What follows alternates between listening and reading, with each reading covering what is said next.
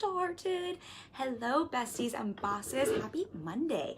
How's everyone's weekend? How's everyone doing? I've got a couple people hopping on Instagram. I've got I see Joe, I see Lifting, I see Manisha. Hey y'all, so happy to have everyone here. We're talking about Facebook groups today. So besties and bosses, this is very, very meta. Instagram, this is sort of meta because we're talking about social media. But I think it's funny, this is a topic, thanks for the wave. This is a topic I end up talking with my clients about quite a bit. And I realize we haven't talked about it in the group that much. And I think sometimes this is the kind of topic that I don't know, we all just know about, or we all know what to do in Facebook groups. And I think this is something I forget sometimes there can be some confusion around, and there's probably some use in having a conversation around this. Hey Brandy, nice to have you. Just getting started. So I want to talk today about Facebook groups, using Facebook groups to grow your business. Specifically, I want to talk about utilizing other Facebook groups, and I want to talk about this from a relationship-based lens and approach, because I know let me see if we're set up on Instagram, the camera, trying to do two cameras is always a little funny. I know sometimes for my clients, it's not using Facebook groups, it's the strategy part of it, and then it's how do we use Facebook groups to grow our business, to network, to market, to get more visible, to get more clients without feeling like a door-to-door salesperson, without feeling yucky and sleazy. Because I think what happens sometimes is that door-to-door salesperson, back in the day when people would have to knock on the door to sell things, I think it can start to feel that way in Facebook groups. So I want to talk about this from a completely different lens, look at this through the lens of relationship building, which if y'all been hanging out with me, that is what I believe is at the core of a successful, sustainable, profitable business anyway. And I've got I think I actually have 8 tips for you, but I've got around, we'll call it 7 or 8 tips just to give you some really practical guidelines for Facebook groups. It doesn't need to be complicated, but I do think there are some things to think about to not only have it feel good, but so that we're getting the benefits from Facebook groups, and so that we can use this as a strategy versus just getting sucked into that black hole of social media, because I think that's something that can happen for all of us. So let's rewind the tape a little bit. Let's just talk for a hot second about Facebook groups. So besties and bosses, Brandy, whoever else is joining on here, y'all are at least in my Facebook group. My guess is most of you are in a few Facebook groups. Instagram, let me know if you're in any Facebook groups. I'm sure most of us are. Most of us know this is a great place to meet like-minded people, to build relationships, to make connections. And I think sometimes we get confused when we try to look at it from the scope of business. And there's a lot of talk. Hey Madison, nice to have you.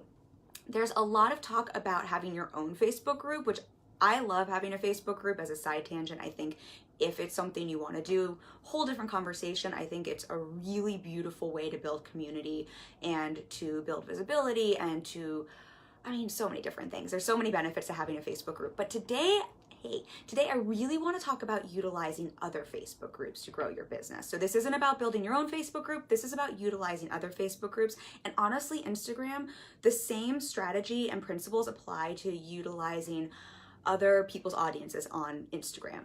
Because I think if we are strategic and we come from a heart-centered place and we come from a relationship building place, this is a really beautiful way to leverage other audiences that people have built already before us, that have all of our people there that we can build relationships with, so that we can get in front of them, get visible, build relationships without having to spend money on ads. And for most of you who are in my space, who are hanging out with me, I know most of my clients are not using ads to grow their business. And I honestly think for the majority of those of you who are starting your business and are at the start of your business and the start of your visibility practice, the start of your marketing practices, the start of bringing in clients and really getting clear on what your sales process is, ads don't even make sense, because you don't necessarily have a proven, tested, I don't love the word funnel, but proven, tested way to bring people in that is working on the back end to monetize. And so ads don't even necessarily make sense, but utilizing other audiences is a brilliant way to start to test some of these things in our businesses, to bring in clients, to bring in revenue. And this mimics what we're gonna talk about today, mimics what Facebook ads or Instagram ads do for us anyway. So we're essentially doing the legwork that an ad would do anyway, not to mention ad spend is going up, y'all. Ads are not free. They cut into your revenue. Ads are brilliant and great. I'm not dissing on ads. Side note, I love ads. I think ads are great. I have clients who use them really, really well, but I think there's a time and a place to use ads. Hey, Andrew, nice to have you. Hey, I see Amanda. Let me know if this is resonating with you all. So first things first, I think as we start to think about using other Facebook groups and leveraging these audiences, I think the first thing that can pop into our mind is hearing the term leverage and feel like that's manipulative or sleazy or slimy. So let's dispel that and let's look at this through a different lens. Thanks for the wave. And I'd love to hear your thoughts, feedback as I'm sharing this. Let me know what you think about this. Let me know if any of these thoughts have crossed your mind.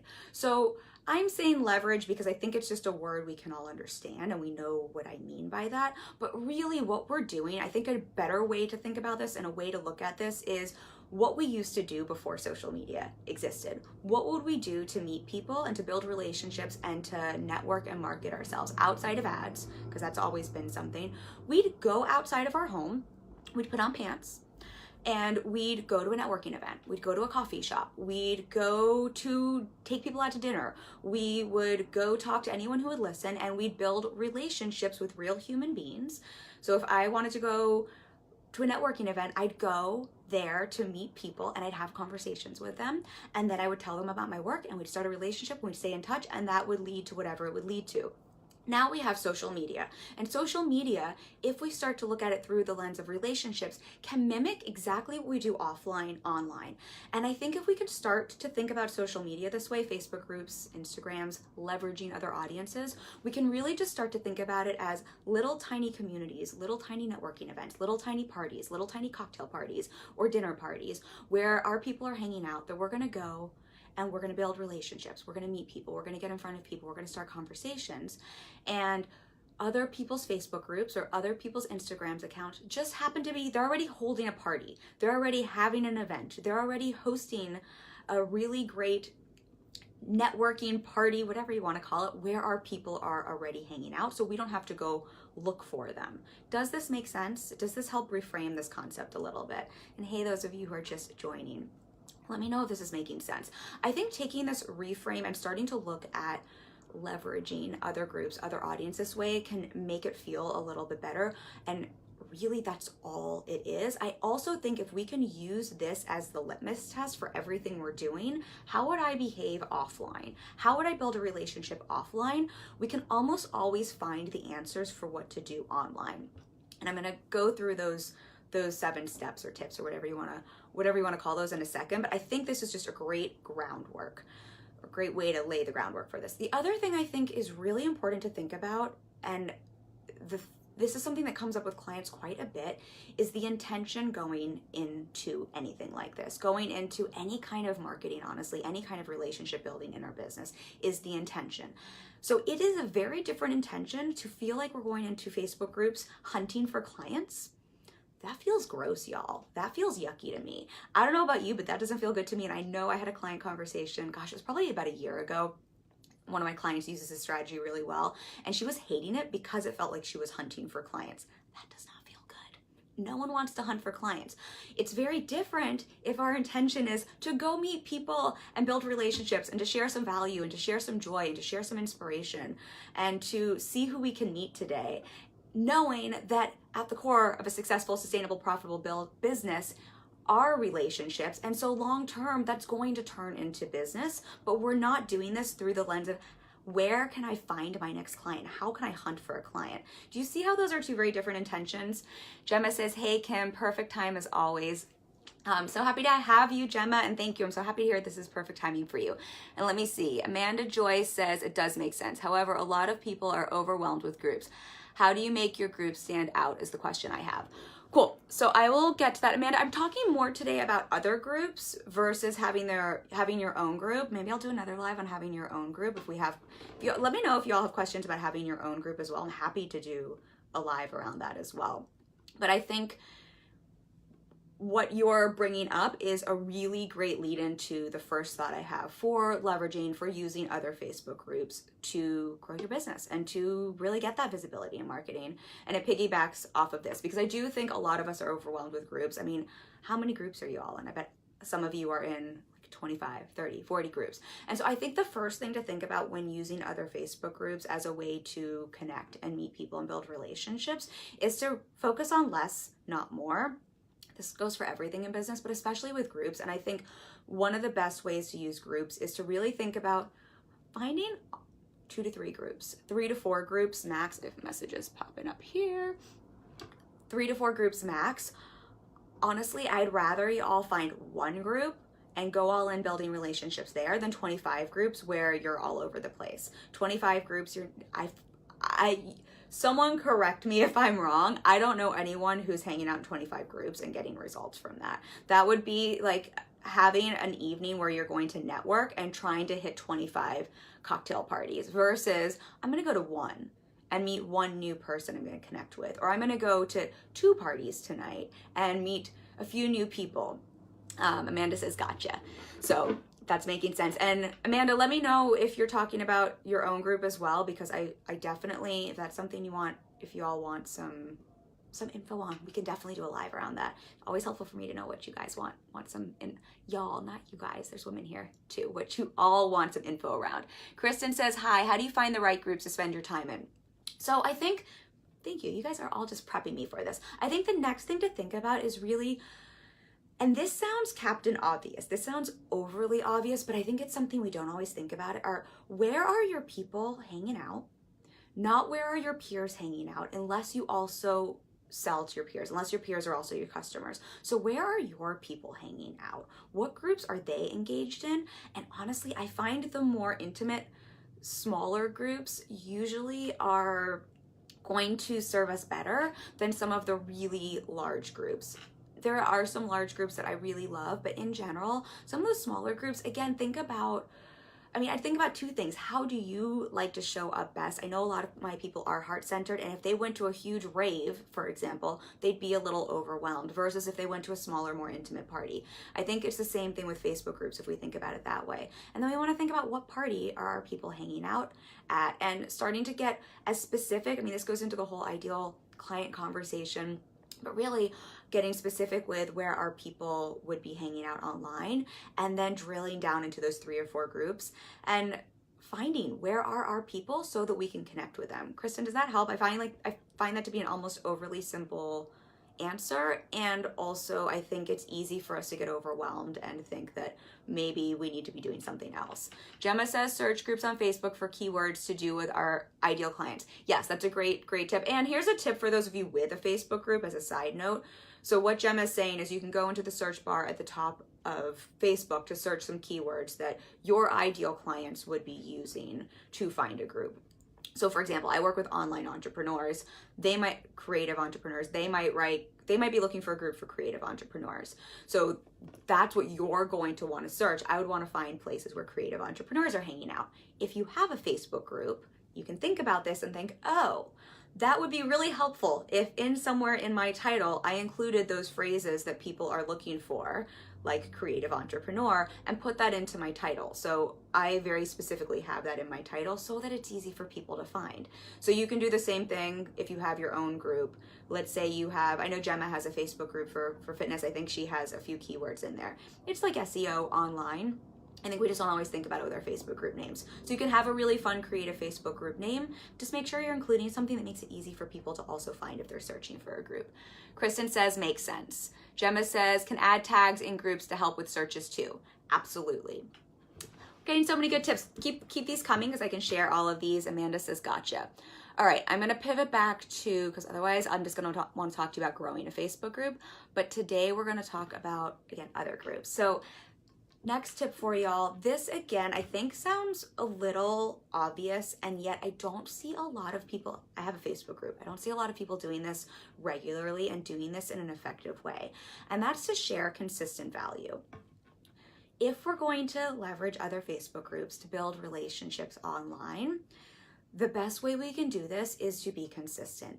This doesn't suddenly change just because we're using a different strategy or we're hopping into other groups, we're going to other parties, or if we're on Instagram, if we're leveraging other audiences. It's still about consistency, and it's still about sharing value, the way we build our know, like, and trust with people, the way we build relationships online, the way we build relationships offline. It's always through value. I mean, if you think about your friendships with your friends, you value each other, you bring value to one another, you have conversations. So this is going to be the same thing. If you've found your 3 to 4 groups and you're hanging out in them, we don't just want to lurk or like a few things, we want to start to add value. And I think this is where it gets confusing, because there are different ways we can add value. So absolutely, you can create value posts. Those are the same kind of content you'd share on your own Facebook group or in Instagram. Absolutely, I'm a big fan of that. I think it's a great way to add value.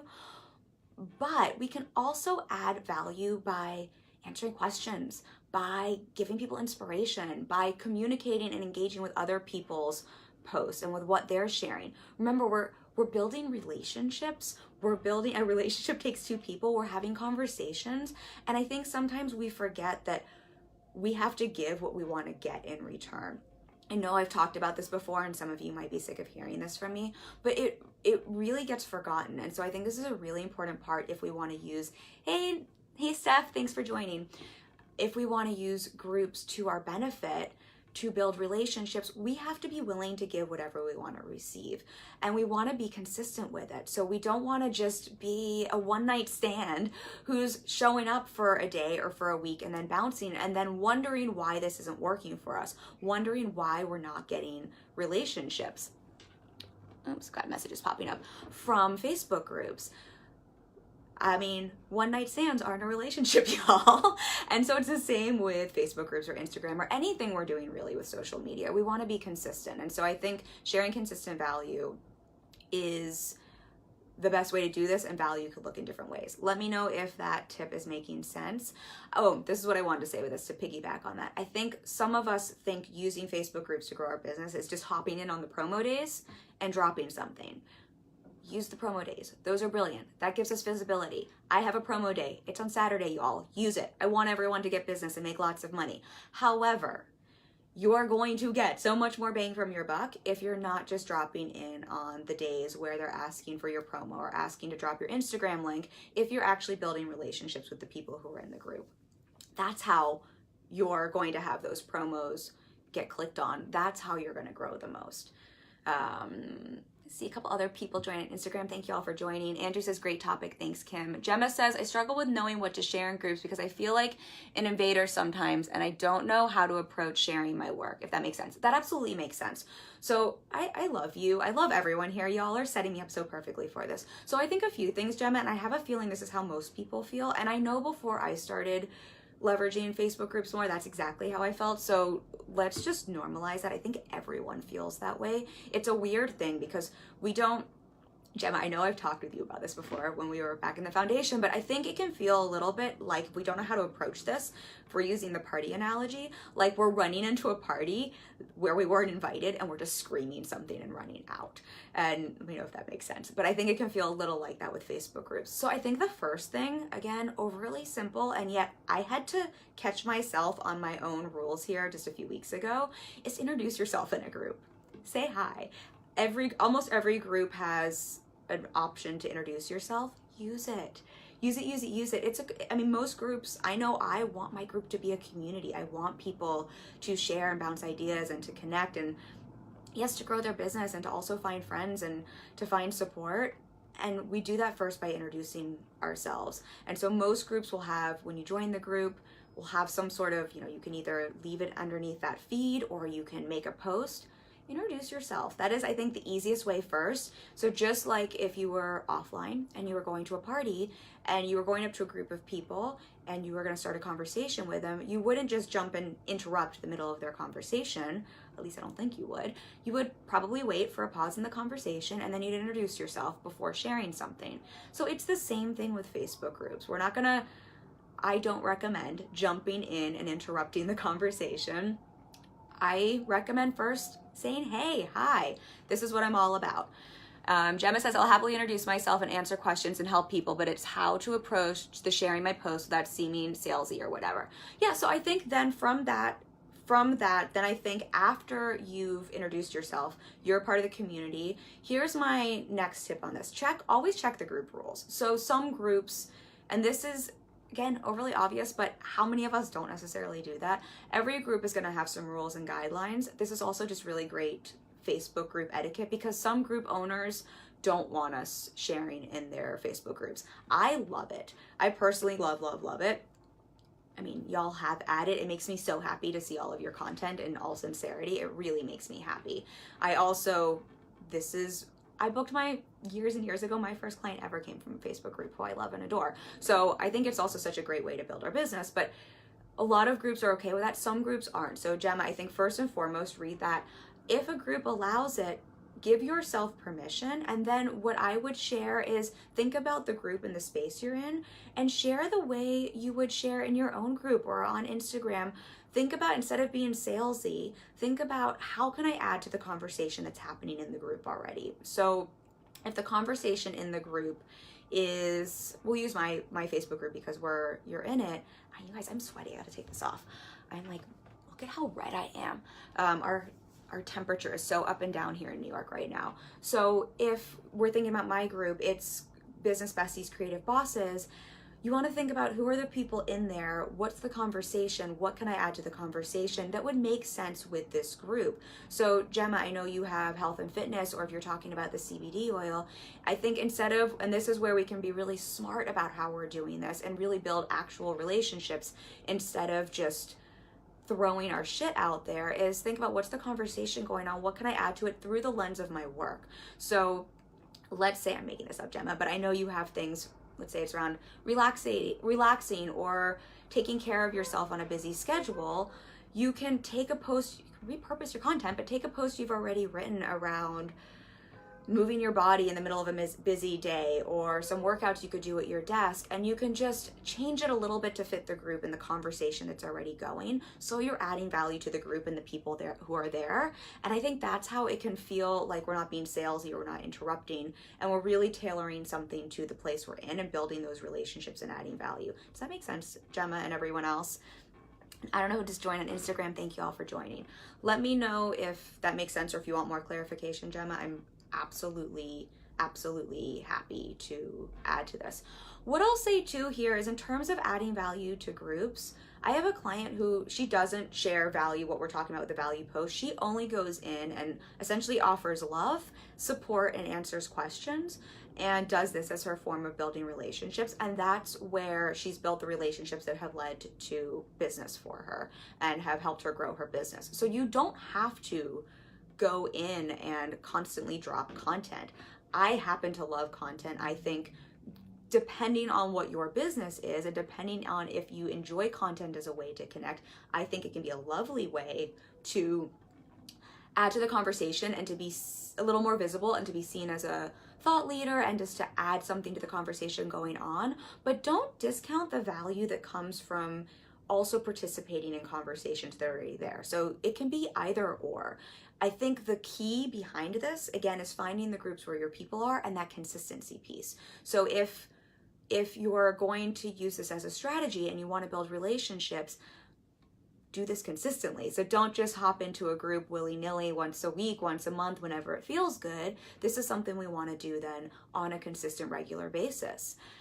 Gemma says, very helpful. Thanks so much, lovely. Really appreciate you and all of your help and advice. XOXO. XOXO back to you. She says, I do the conversation part easily. It's just to share my individual post. So I'm going to challenge you, Gemma, because I love you. Why don't you try, because you naturally are great at conversation anyway, why don't you try my group, since it's safe and you know I love you and I'm okay with it. Why don't you try this week one post and just see how it feels to share one post that speaks to our group, to the type of people that are in there, that also ties back to your work, and see how it feels. I think sometimes with this, there's so much fear. This becomes a mindset thing, right? We have all this fear around, what are people gonna think? Am I gonna seem salesy? Are people gonna like me? Are they gonna think my content's stupid? Is the group leader gonna hate me? Fill in the blank. Feel free to share if you all have any fears you wanna share. I will share mine to make it transparent, to make it easier for all of you. I used to have this thing that I thought Facebook, the people who own Facebook groups, were going to hate me if I shared content in there. Based on who knows what, based on nothing, probably based on things from childhood, because that's where all things come from. And so I resisted it for a long time. It was based on nothing in reality. Most Facebook group owners want a community and would absolutely love for you to engage in their group. Most Facebook group owners are working really hard to have engagement. So it's so not based in reality, but that was mine. And I found just acknowledging that it was a fear versus an I don't know how to do this, and then facing the fear and just committing to action for a week to see how it felt. Suddenly I realized, hey, I'm still alive. No one's beat me up. No one's, it's no big deal. And then it made it really easy to be consistent. So if that's coming up for you and there are some fears around it, it can be really helpful sometimes just to acknowledge the fear and just to say, hey, I have a little bit of a fear around this. I have a little insecurity. No big deal. I'm human. We're all human. We all have these things. What can I do to move myself forward and just to try this anyway and see what evidence do I have afterwards? How do I feel afterwards? Gemma says, I accept the challenge. Yes, and that's how I feel. I think a lot of it. Thanks for sharing that, Gemma, because I have a feeling you're not the only one. And I have a feeling a lot of people do.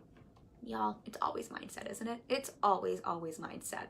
I have a feeling everything I'm sharing in terms of strategy, you all know. Gemma, I love you. I have a feeling you know exactly how to share a post. It's the mindset stuff that gets us in the way. So how great is that for us to see, though, when we're taking a look at how to leverage other Facebook groups, see that there's something going on mindset-wise, just acknowledge it and to work through that instead of making a story that it's really about, I don't know how to share content or to share or add value, and really addressing what's actually going on. All right, I'm going off tangent, y'all, but it's connected, not connected. Gemma, anyone else, feel free to chime in. Gemma says, mindset with everything. Always, mindset with everything, always. Okay, let's see, next tip here. The next thought I have for you here, and this is kind of piggybacking on everything we're talking about so that we can really use Facebook groups to grow those relationships that will grow our business versus hunting for clients, is, and I title this one, Don't Just Drop It Like It's Hot. You guys remember that song? How good, not good was that song?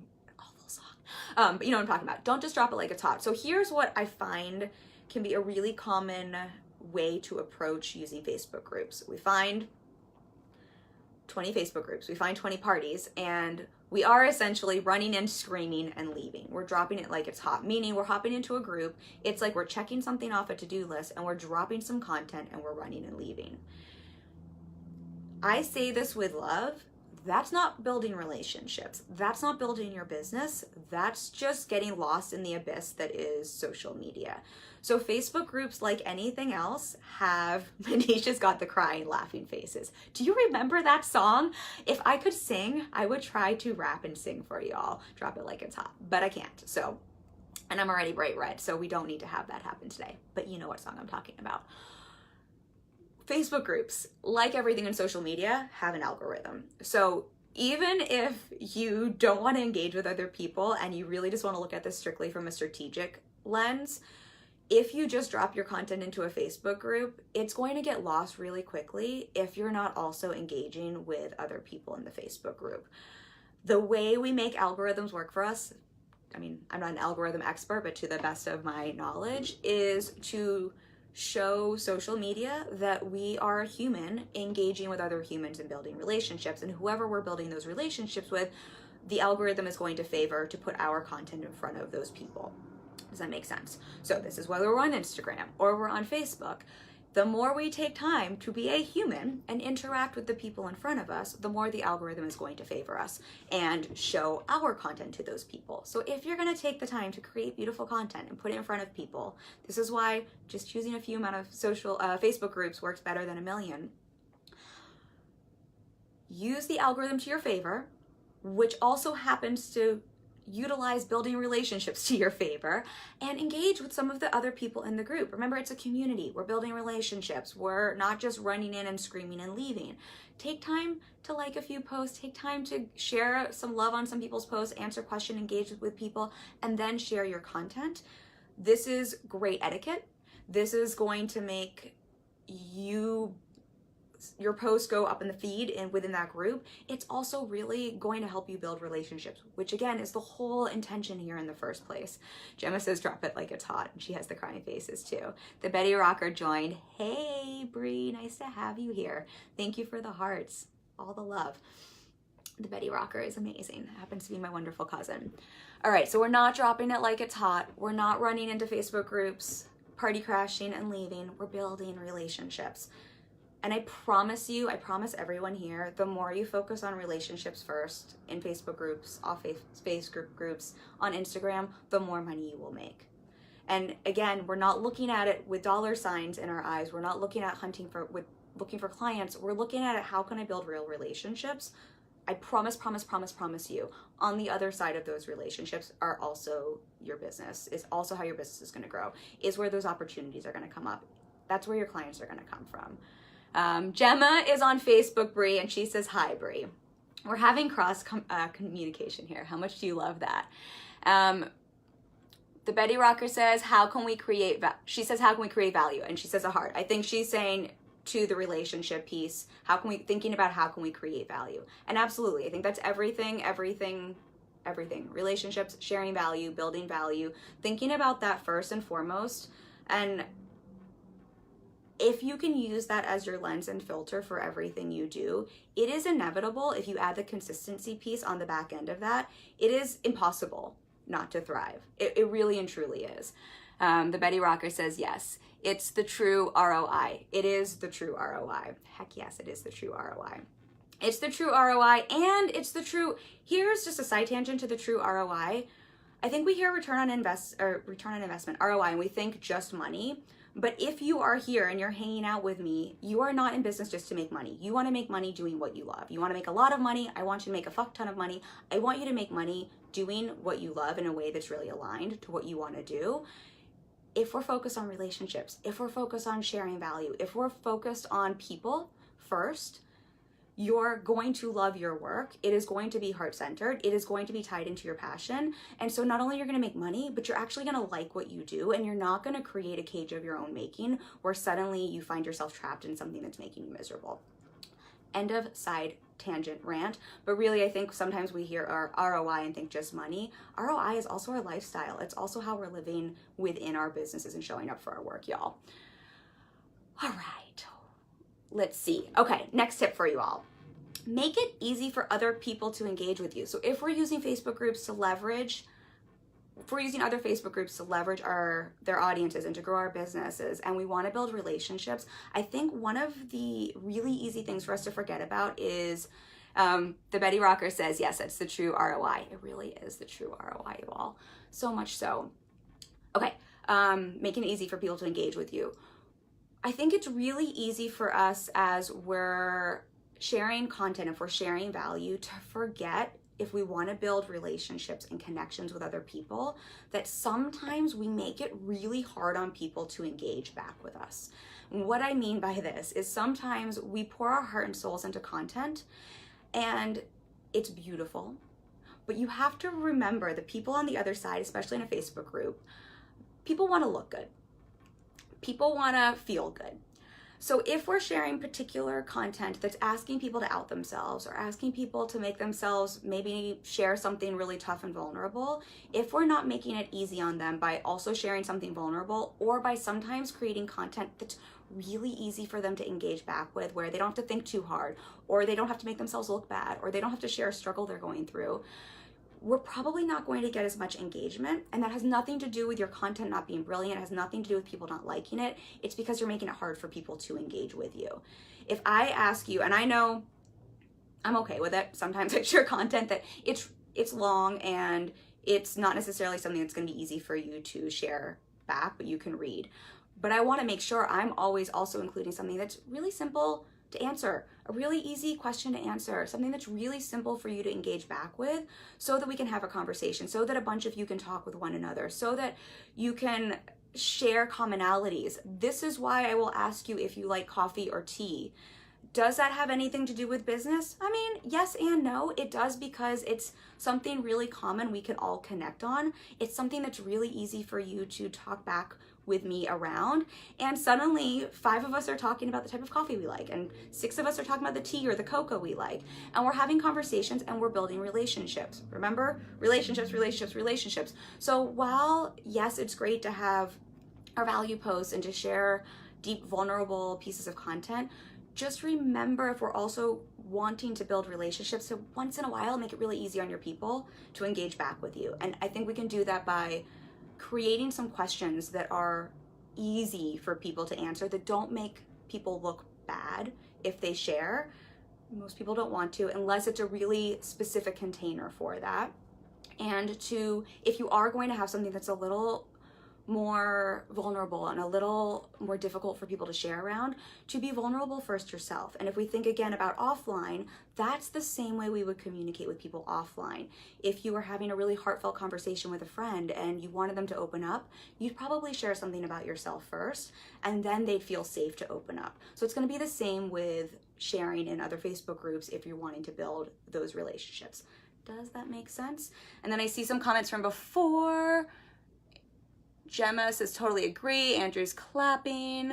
Gemma says, how we do one thing is how we do everything. Absolutely. Absolutely. And I've got messages popping up. How we do one thing is how we do everything always. All right.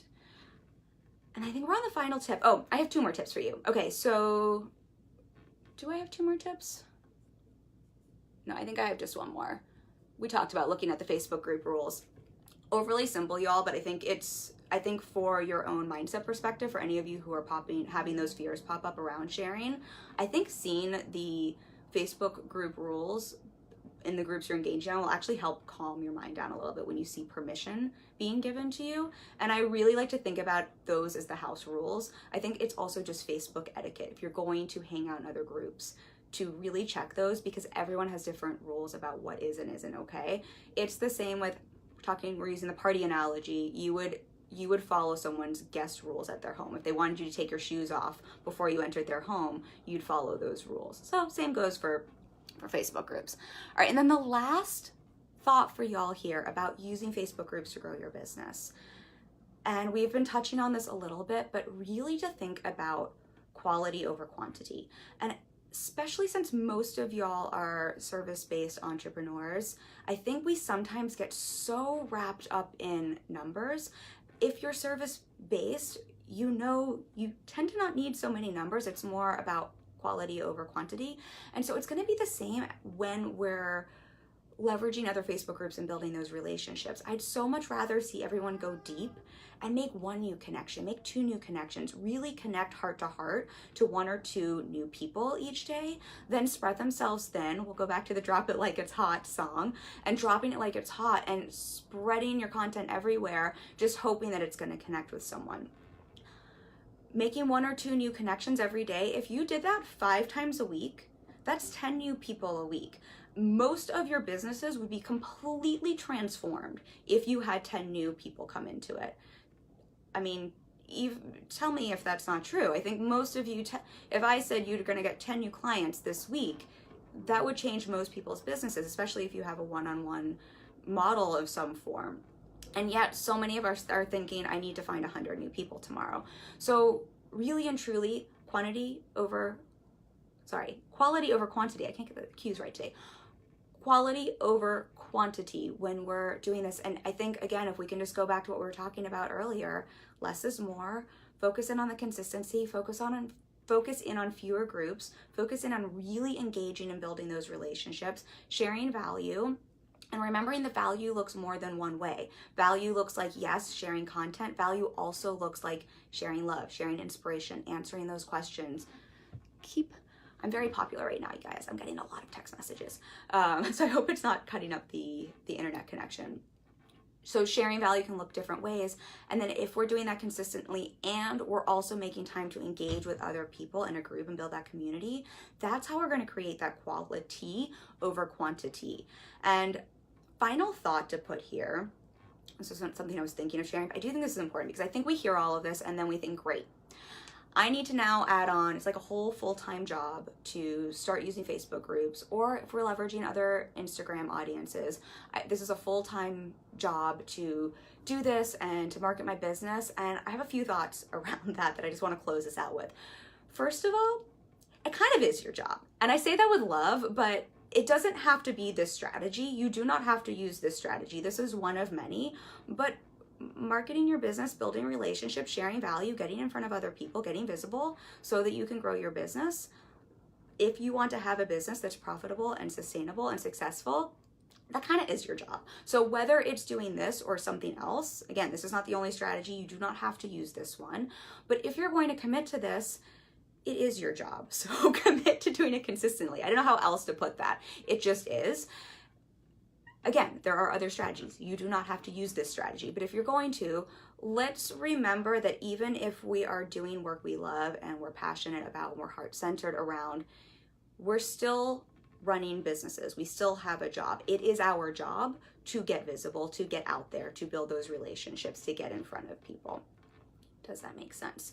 The other thing here is, on the flip side of that, hey Rich, nice to see you. Morning, afternoon. Rich is in Australia, so very nice to see you. Nice to have you here. We're just wrapping up here, so you'll have to catch the rest of my very, who knew I could be this impassioned about Facebook groups talk from the replay. The other thought here is, while yes, this is something, whether it's this strategy or a different strategy, while this is our job and a part of our job, that does not mean it has to take forever. That does not mean it's your full-time job. That does not mean we need to go down the rabbit hole or the black hole that can be social media. So I think if we're using social media and we're going to leverage other audiences, I think it's really important to go into this knowing why we're doing this, knowing our intention, not going in client hunting, but also setting some boundaries around this for ourselves. So boundaries in terms of, this is what I'm showing up for consistently, that's its own boundary. And also setting boundaries on the other side of, and so I put a time limit on this, whether it's 20 minutes a day or 45 minutes a day or an hour a day, whatever it is, I have a boundary for myself around it so that that doesn't become its own excuse for why I'm not gonna do it later because I found that I lost 3 hours to it. That's also your responsibility to set those boundaries around it. And I say that with love. I'm not trying to sound harsh. It's just, I think it's so easy for us to not set those boundaries and intentions around strategy or around actions we're taking, and then use how that is backfiring in our face or making us feel overwhelmed as an excuse for why we're not going to keep showing up for ourselves or for our businesses. So just set those up for yourself. It's just, I think, taking a few minutes to be mindful about it and then committing to it, committing to showing up full out, and committing on the other side of it to putting a timeline on it and to not allowing it to be something that becomes this thing that we fall into for hours and hours and hours. Cobean House Quill says, I actually set a timer when I go online. I do the same thing. So I'll tell you all, and then we're gonna hang this out because I think all those text messages, to be very honest, are my girlfriend who I'm meeting for dinner. So she's probably like, where is this chick? Because we're going long today. But I'll tell you how I do this. So I show up Monday through Friday. This is part of what I do Monday through Friday in my business. It's not a big secret. I show up Monday through Friday. I don't engage on the weekend because that's the boundary I have for myself. And I spend an hour usually each day marketing, connecting, building relationships, getting in front of people, sharing content, whatever you want to call it. That's what I've set up for myself. Now, here is the thing as we close this out. That is what works for me. That is what I have found over years works for me. That's also what works for me in this season of my business. I have every day to commit to my business. I do this full time. I have these hours. I now have someone who is helping me behind the scenes with my business. So I can commit to that. This is what works for me in this season in my business. My invitation to you is to figure out what season of your business you're in and what works for you in your season, in your business, with your lifestyle. If you are a mom of two and you only have so many hours a day or so many days a week in your business to commit to networking, to building relationships, marketing, please don't do what I'm doing. That doesn't make any sense. If you're working a full-time job, same thing goes there. So this is why there is no one-size-fits-all approach. You really got to take all of this and apply this through the lens of your business and the season of your life that you're in right now. Okay, y'all, I love you. The Betty Rocker says, you're so smart at Cobean House Quilt. She is so smart. You guys, that's my mom. She's very smart. I've got all the family love here today. All right, y'all, I love you so much. Thank you for hanging out with me. You make me so happy. Thanks for chatting Facebook groups. I had no idea this would be such a fun conversation. I really and truly didn't. If you want to know about having your own Facebook group, leave me notes in the replay. Leave me notes because then I will do a live around that. If that's something y'all want us to have a conversation around, I'll absolutely do it. And then Cobean House Quilt says, the secret's out. The secret is out, Mom. My mom watches my live streams. How awesome is that? All right, let me know about that. I will be back next Monday. We'll have another topic. We're going to be digging into, I have to check my list. I believe we're going to start talking about money and pricing. So that'll be happening next Monday. Next Monday, I also will be telling you we've got a new training coming up this month that I'm really, really, really excited about. We're going for a 5-day training this month. I'm going to tell you about that next week. So join me next week. And that's it. Manisha says, hi, Kim's mom. And Manisha says, oh, how sweet. And then Gemma says, thank you for your time. Have a lovely time with your friend. Y'all are the best. See you next week. Bye. All right, we're ending here. Bye, y'all.